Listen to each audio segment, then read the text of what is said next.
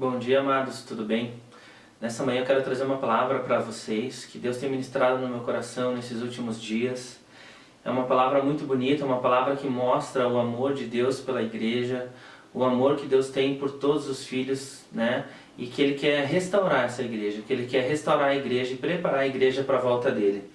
A palavra então que eu tenho hoje é sobre a restauração da igreja, a restauração da sua vida. Afinal de contas, nós somos a igreja, né?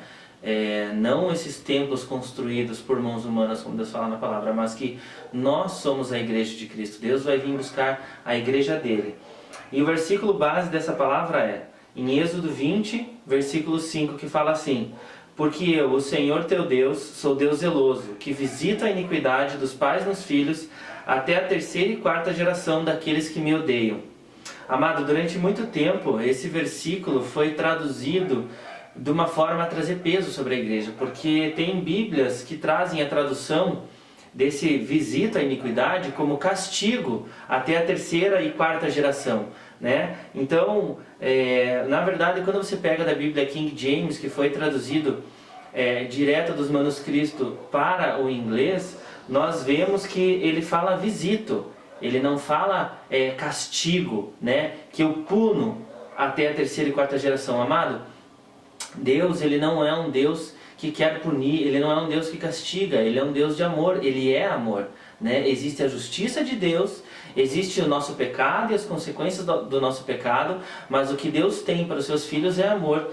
E Deus começou a ministrar no meu coração sobre esse versículo relacionado a essa palavra que ele visita a iniquidade dos pais nos filhos até a terceira e quarta geração. E aí Deus veio e começou a me falar: Rafa, quando eu visito, né, quando eu disse ali na minha palavra que eu visitava até a terceira e quarta geração, não quer dizer que eu iria castigar, mas quer dizer que eu visito a geração vindoura e chego no filho e falo: filho, é você que vai remir essa geração do seu pai, do seu bisavô, do seu tataravô, que todos vieram em pecado, e a tendência de você continuar em pecado também é grande, né? Então Deus veio falar: olha filho, eu visito a segunda geração, e é você que vai restaurar essa geração. E aí vem a próxima geração e ele fala: é você filho, olha para mim, volta para mim, eu quero restaurar a geração da tua família através de você. Amado, é uma palavra muito séria, porque eu acredito muito que Jesus está voltando, só que Deus também fala que Ele quer restaurar a igreja dele, Ele quer preparar a noiva para a volta dele. E Deus veio me trazendo muito forte essa palavra sobre Ele restaurar a nossa vida, Ele restaurar a nossa geração, para que Ele possa vir buscar a igreja dele. Amado, Deus, quando Ele está dizendo que Ele quer visitar a geração, a terceira, a quarta geração, é porque Ele quer encontrar em você uma pessoa que vai se levantar e vai falar: pecado, daqui para frente não. Eu vou ser aquele que vai se levantar frente à minha família, frente ao pecado do meu pai, do meu bisavô, do meu tataravô, frente ao pecado que até agora eu tinha cometido, para que não mais isso continue na minha família.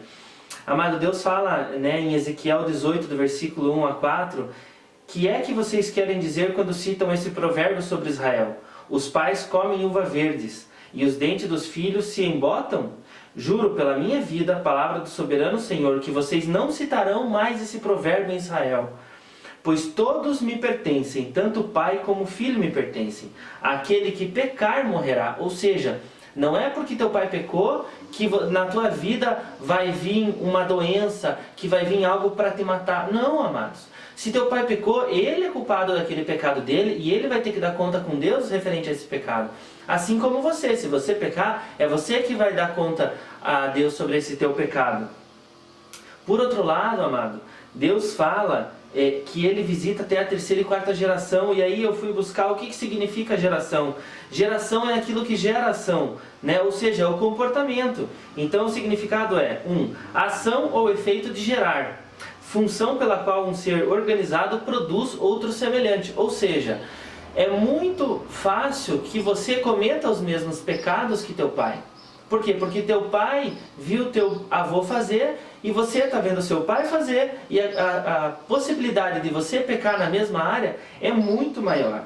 Porque nós temos essa herança dessa maldição, mas maldição não no sentido espiritual de que existe um demônio fazendo com que você faça determinada ação, né? Mas a consciência de que maldição é uma maldita ação, ou seja, você acaba tendo uma atitude maldita, uma atitude errada perante aos conceitos de Deus. Por quê? Porque você viu teu pai fazer. Então é muito mais fácil, se teu pai bebe, você beber, se teu pai fuma, você fumar. Se teu pai é um homem violento, você ser violento. Por quê? Porque Deus fala na palavra que Jesus só fez aquilo que viu o pai fazer. Os filhos repetem o comportamento dos pais. Então, amado, o que Deus quer dizer aqui é que Ele tem vindo visitar a cada geração que passa, a cada filho que nasce. Filho, é você que vai cessar o pecado na tua família? E eu tenho pedido a Deus que eu possa ser essa geração que cessa o pecado da minha família, para que o meu filho já não venha ter que passar pelas coisas que eu passei.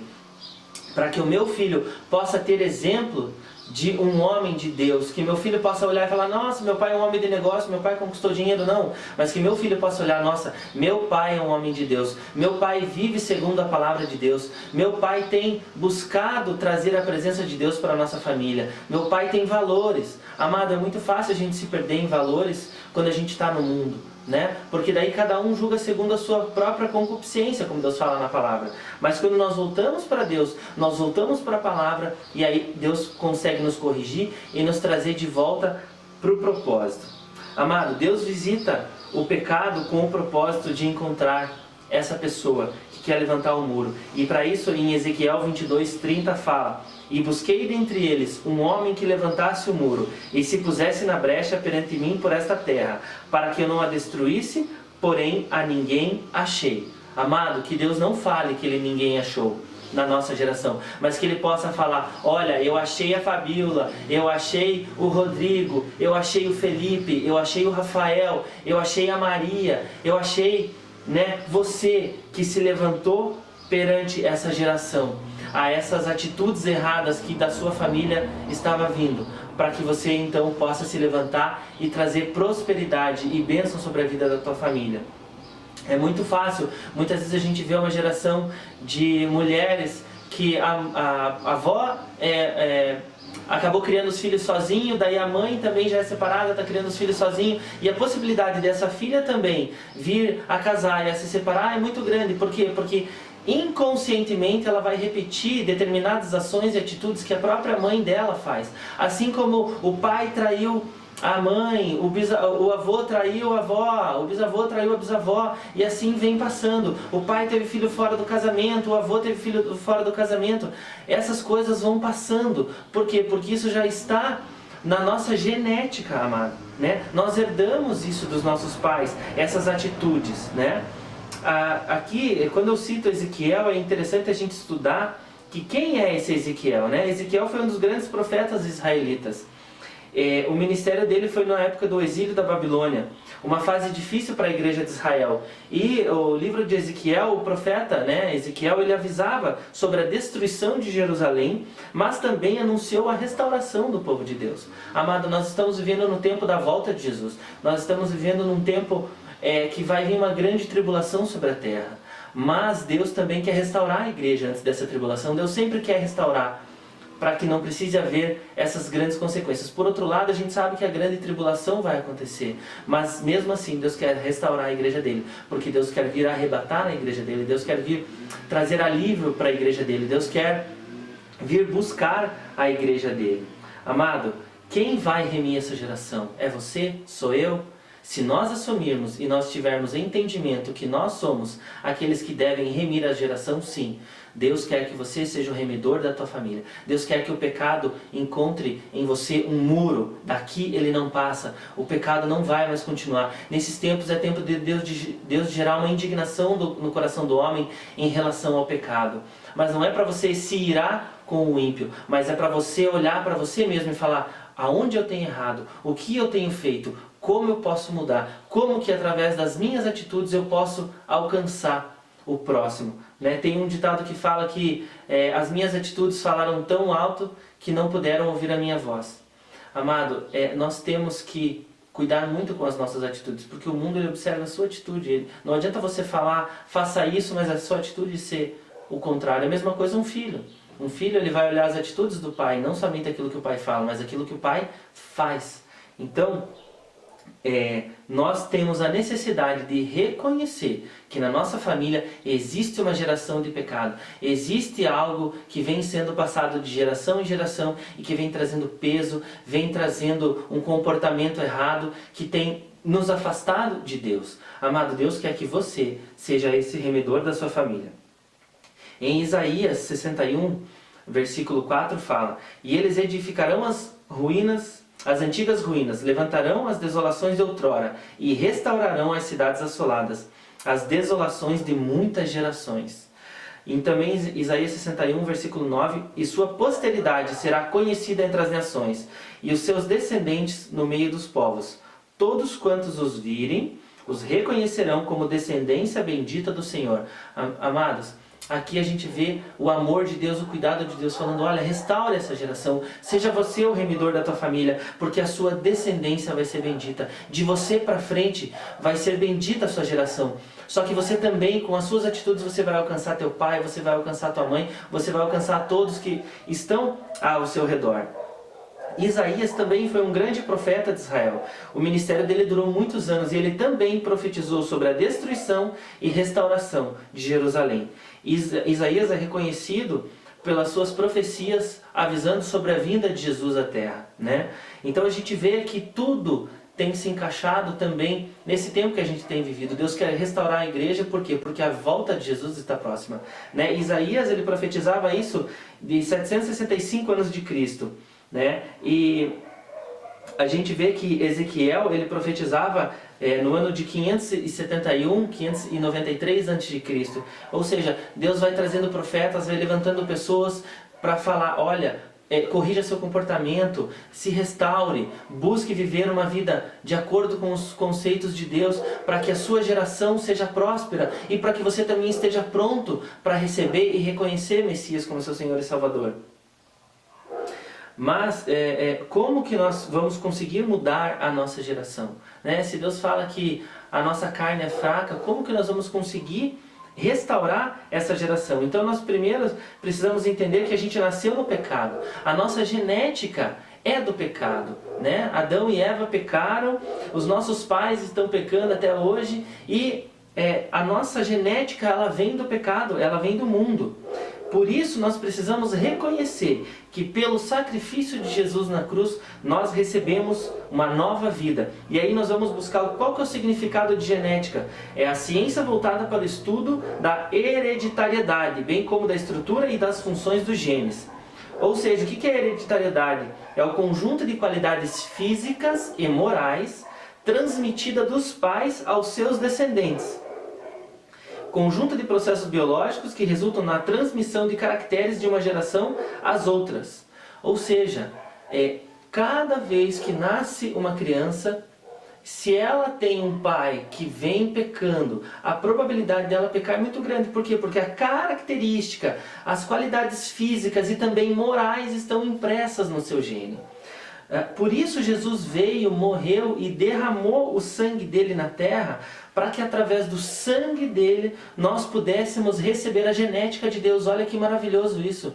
Olha quão grande coisa Deus tem revelado na palavra dele para que nós possamos entender e compreender que nós devemos nascer de novo. Por isso que Deus fala que nós devemos nascer de novo na palavra dele. Porque quando nós nascemos de novo, nós herdamos a genética de Deus e o nosso exemplo passa a ser Cristo.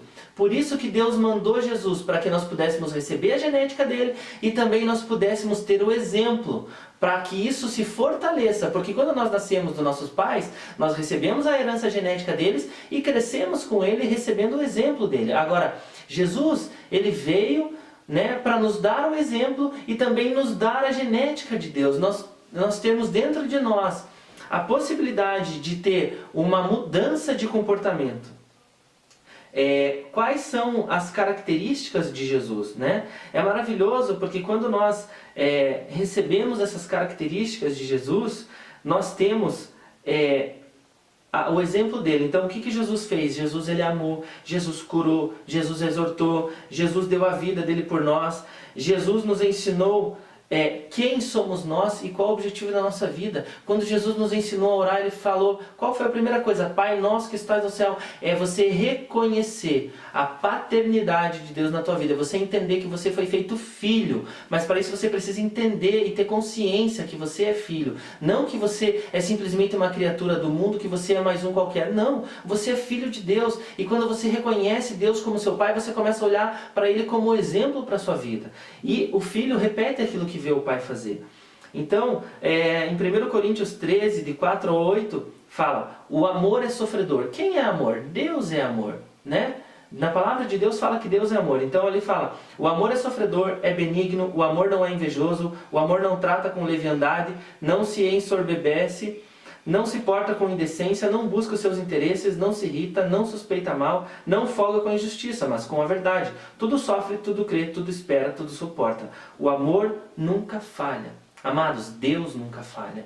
Deus é paciencioso com a gente, Deus é longânimo, Deus nos perdoa, Deus nos restaura, e é isso que Deus quer fazer na tua vida. Deus quer que você tenha consciência que você veio de uma natureza pecaminosa, mas que Ele também mandou o restaurador sobre as nossas vidas, para que nós pudéssemos então receber, né, de Deus uma nova genética, um novo comportamento, uma nova visão, uma nova atitude, para que então a gente possa ser vida e ser luz na vida das pessoas. Amado, quebre as autorizações que os seus antepassados deram ao diabo. Aceite a Jesus e cancele esses pecados. Mude a atitude a partir de hoje, porque não adianta somente ficar orando para que a sua atitude mude, né? Mas você precisa tomar verdadeiramente a consciência, reconhecer o erro e falar, Deus, me ajuda, daqui para frente eu não vou pecar. E cada vez que o pecado se apresentar diante de você, você possa falar não ao pecado. Você possa colocar essa barreira, você possa orar em línguas o dia inteiro, você possa estar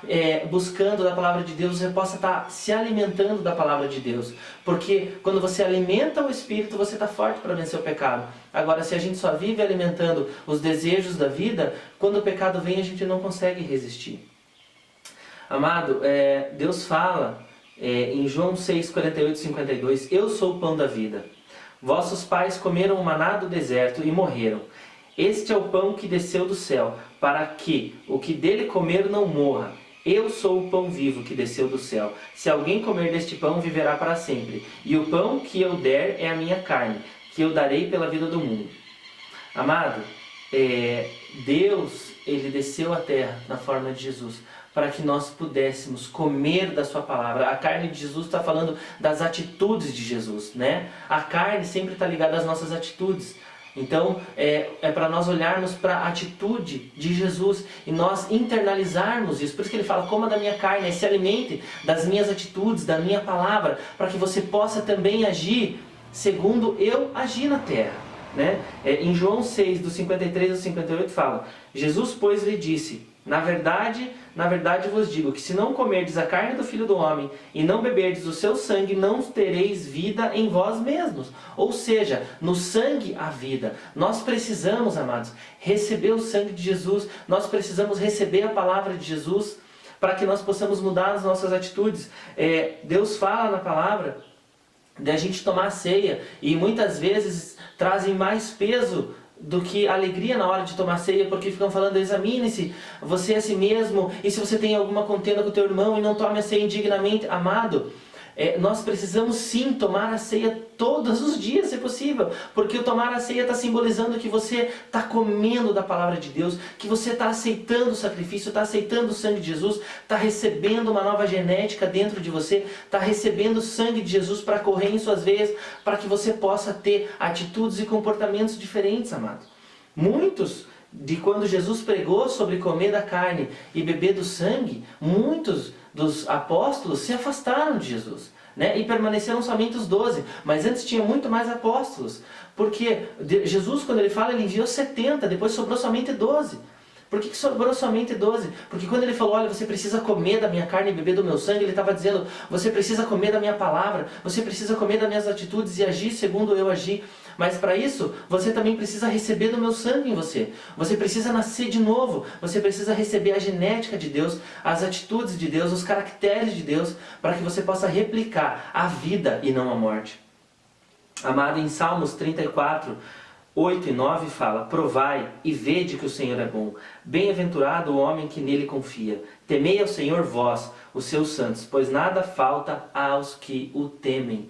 Temer é obedecer a Deus, é se colocar debaixo da graça de Deus. Seja hoje um muro, né, que vai levantar perante o pecado da sua família, perante o seu pecado, e estabeleça hoje, a partir de hoje, não mais ao pecado, não mais à desgraça, não mais à desonra. Comece a se alimentar e a viver segundo a vida de Jesus. Amado, se você ainda não aceitou Jesus, aceite Jesus hoje, faça uma oração recebendo Ele como seu único Senhor e Salvador, porque se você tem lutado contra o pecado, tem tentado entender o porquê que muitas vezes você não consegue mudar suas atitudes, você precisa receber Jesus, você precisa ceiar, você precisa sentar na mesa de Deus, comer da carne, né, e tomar do sangue de Jesus, para que você possa então receber uma nova atitude na sua vida, um novo mover de Deus.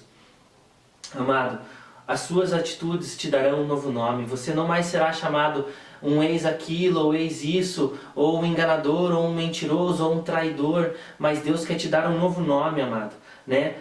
Deus fala na palavra dele que ele mudou o nome de Abrão para Abraão. Abrão era pai grande ou pai elevado. Abraão é pai de muitas nações, né? Jacó era enganador ou trapaceiro, e Deus mudou o nome dele para Israel, que é príncipe de Deus, né? Simão era inconstante. Pedro, né? Deus mudou o nome de Simão para Pedro. Pedro é rocha, pedra, firmeza.